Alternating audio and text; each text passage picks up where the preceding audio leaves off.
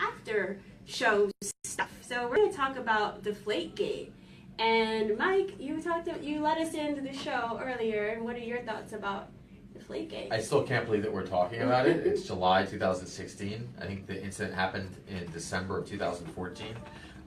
It makes sense that we're still talking about it because the NFL is still so popular and the Patriots are a prominent team.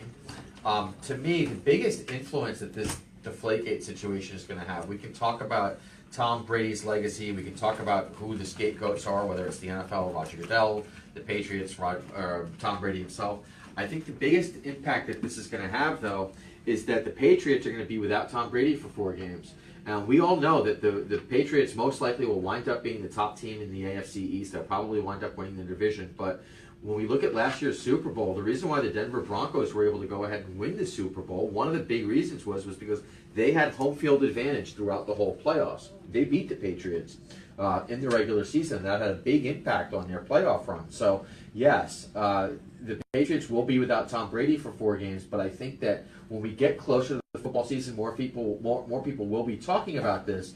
But I think that this is going to wind up hurting the New England Patriots. Now, they're not going to go 4-0 in the 4 games. I don't know who their opponents are. Miami, Buffalo, the Texans, and the Cardinals. And the Cardinals. Okay. So let's say they wind up going 3-1. Even that one game could wind up having a big influence on the Patriots as we get towards what's going to happen later on in the regular season. So I know that there'll be a clear-cut Super Bowl favorite when we head into the year, but I think that people that are belittling this, we all know no one knows what Jimmy Garoppolo, their backup quarterback, is going to bring to the table. But people that are belittling the fact that Tom Brady will be out for 4 games, saying, "Oh, it's the Patriots. They'll keep their heads above water. They're still going to wind up winning the division." Yes, that's absolutely right.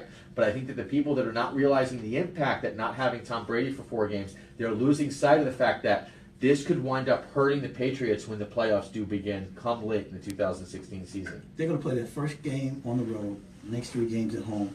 Brady's going to come back game 5 on the road with Cleveland, and then the next game is with Cincinnati.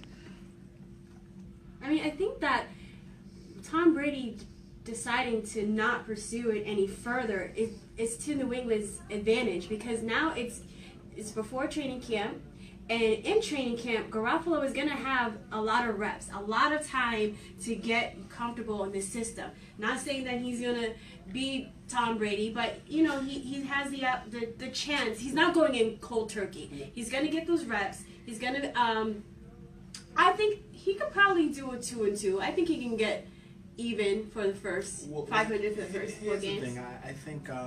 First of all, it feels so cool to be at the after party for What's the Floor on One Sports. After party! After the show, it's the after party. After party, it's the hotel hey! lobby. Hey! But no, I think 18 months. 18 months later, why are we still talking about this?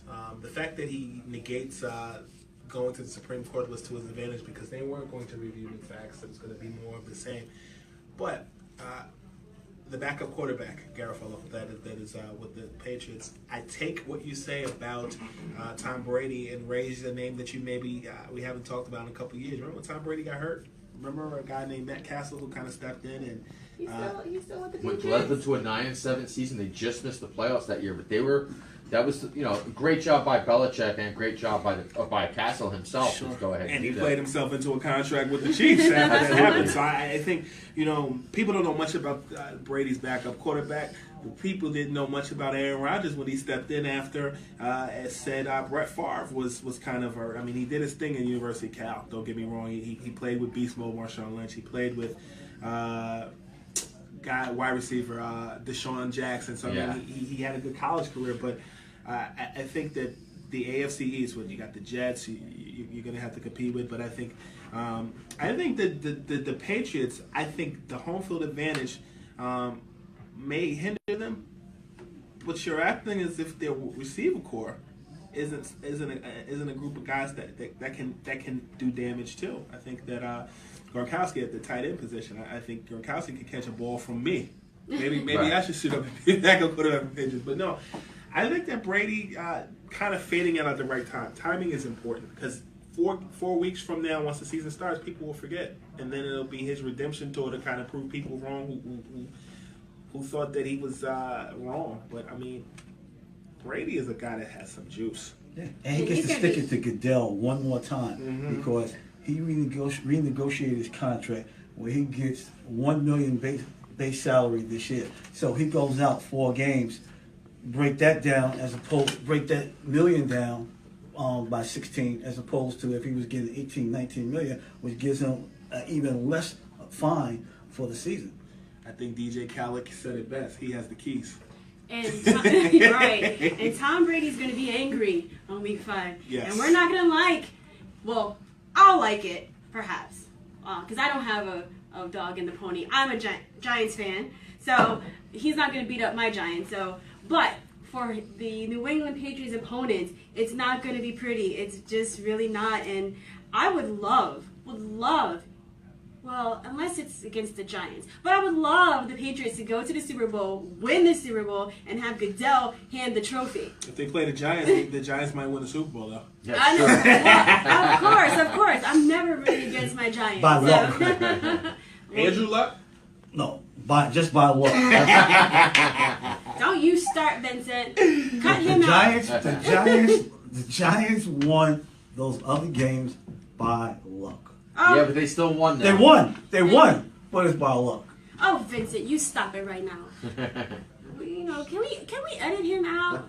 There will be no I can bad, move over. There'll be no bad talking the Giants while I have anything to say about it. But Deflategate, for the most part, is over. I think that I am of the opinion that it stopped being about football, deflated footballs, a long time Even when ago. it started. But It was about who had the bigger balls. Yeah. But you know what's important? But I have to keep reinforcing this. If the footballs are so important, and for the integrity of the game, considering that there's gambling that's involved, even though they're not a part of the gambling, but for the integrity, the footballs are an integral part of the game. Therefore, the ball should be protected from the beginning, before the game start till the end. No one other than league officials, whether they're special agents of the NFL who are responsible for watching over the balls, or if it's the referees who are responsible. But no one should have these game balls in their possession, other than NFL officials. Don't you feel like you're talking to Johnny Cochran? If the glove don't fit, then what? You must have correct. That's it. Well, the NFL is trying a new project in which they're going to insert data chips into the footballs that's going to give PSI readings. Now, I think I read that the readings may not be real time, but I think perhaps that's their attempt to regulate any tampering with football. So we'll see how that goes. I'm under the impression, and I know that I'm not trying to reach for conspiracy theories here, but I think that Deflategate. I could be wrong about this, and I'm not trying to accuse the Patriots of something more sinister, but I feel like the Ravens and the Colts, the two teams that really went after the Patriots, they're the ones that told on the Patriots to the NFL. I think that there was there's another story that has not been leaked to the public. There's something else. Like a bitter girlfriend. Exactly. But there's something that the Colts and the Ravens were accusing the Patriots of that they had absolutely no proof, and that the NFL was worried that this story was going to wind up leaking out. So what they did was they threw the Deflategate thing out and said, I don't know what, but the fact that this thing has gone on for a year and a half now, it just leads me to believe that there's got to be something more to this. There has to be something more to this, something that we as NFL fans don't know what it is because it's never been released to the public. You know what it is? They win all the time. Mm-hmm. I mean, when you look at a Patriots team and to compare to the NFL, to the NBA, the San Antonio Spurs would fit the bill as far as the New England Patriots version. And I think that had we heard something about Tim Duncan or Greg Popovich, I think people would be shocked and mad at the same time. I think that when you represent an organization and when you are a champion means pure. Champion means I did it. Champions means that we busted our butts and did it the right way. So when you hear that somebody had an edge, you question it. And I think a lot of times people don't like Tom Brady. Right. I think that Tom Brady, even basically thumbing his nose up at Roger Goodell, made Goodell mad and wanted him to really, go harder. I think the bigger issue, I think, in all of this is the NFL got it wrong. I think when you look at the NFL and the whole way that they handled domestic violence, when you look at Ray Rice, it wasn't until after Ray Rice got caught on tape by TMZ that they went back and changed their decision. So the fact that you're putting some type of reader in a football, like, are you serious? like, how would you not think to put to have someone regulate balls? I mean, even on the NBA level, when guys are a shoot around, you have the rack of balls sitting on the court. Right. You have some type of monitoring. Yeah, but I've seen on NBA courts, referees hand the balls to someone sitting to a fan sitting on the sidelines, and they're sitting there dribbling the ball during the timeout. Yeah, but I think you can say that even if that ball was low, you still have a ton of other. I think NBA teams get about 20 to 30 balls a year.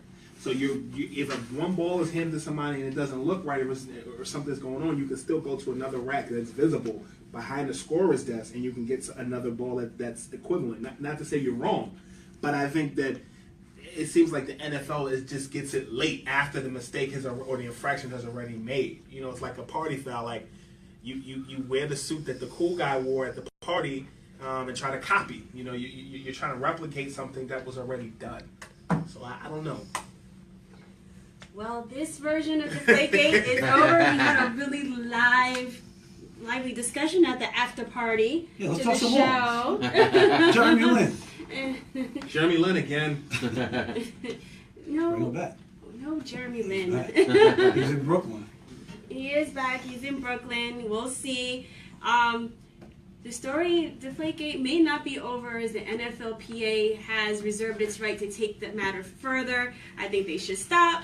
And we will stop now. And we'll thank you all for tuning in for this after party. And we hope that you will tune in to us on our YouTube channel, 401 Sports TV. You can follow us on Instagram and Twitter. And you can like us all on Facebook, also at 401 Sports TV. Party. Thank you. Bye. Here.